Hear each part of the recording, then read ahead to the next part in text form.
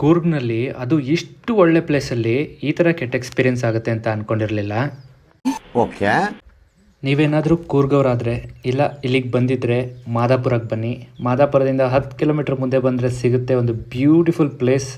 ಅದ್ರ ಹೆಸರೇ ಕೋಟೆ ಬೆಟ್ಟ ಅಂತ.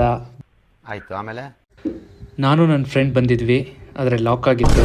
ಹಿಂಗೆ ಸೈಡಲ್ಲಿ ಬಂದ್ವಿ, ಇಲ್ಲೊಂದು ಗುಹೆ ಇತ್ತು. ನನ್ನ ಫ್ರೆಂಡ್ ನೋಡಿದ್ರೆ ಗುಹೆ ಒಳಗೆ ನುಗ್ತೀನಿ ಅಂತ ಒಳಗಡೆ ಹೋದ, ಆದರೆ ನುಗ್ಗಕ್ಕಾಗಲಿಲ್ಲ ಅಂತ ವಾಪಸ್ ಬಂದ. ಏನು ಅರ್ಥವೇ ಆಗ್ತಿಲ್ವೇ ಈ ಕೇಸು? ಎಳೆ ಮಗು ಆಗಿದ್ದಿದ್ರೆ ಓಕೆ. ಅಷ್ಟಕ್ಕೆ ಸುಮ್ಮನಾಗಲಿಲ್ಲ.